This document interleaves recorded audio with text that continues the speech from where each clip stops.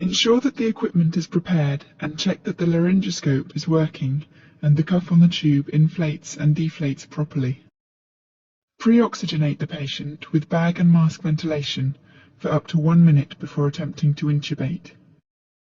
Standing behind the patient with the head in the sniffing the morning air position, with the left hand, insert the curved blade of the laryngoscope into the mouth over the right side of the tongue, displacing it to the left and upwards. Advance the laryngoscope slightly until the tip of the epiglottis can be seen posterior to the back of the tongue. Advance the tip of the laryngoscope blade into the vallecula between the epiglottis and the tongue.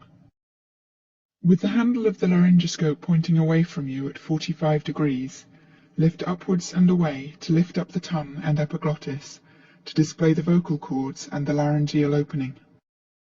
With the right hand, insert the endotracheal tube from the right-hand side of the mouth directly between the cords and into the trachea until the cuff passes through the cords. The markings on the tube at the incisors will show between 21 and 24 centimeters in the average-sized adult when the tube is in position. Remove the laryngoscope and inflate the cuff with approximately 15 mL of air to prevent air leaking during ventilation. Attach the tube to the bag and valve apparatus and ventilate the patient with the oxygen flow on 12 to 15 liters per minute. Confirm the position of the tube by auscultating over the apices of the lungs, the axillae and the stomach. If it is not in the correct position, deflate the cuff and remove the tube. Resort back to bag and mask ventilation and repeat the intubation process from the beginning.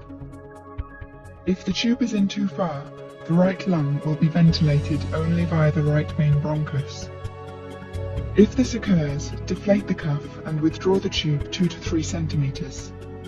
Re-inflate the cuff and recheck the position. When the tube is in the correct position, tie it in place with cotton tape and attach the tube to the ventilating apparatus and ventilate the patient.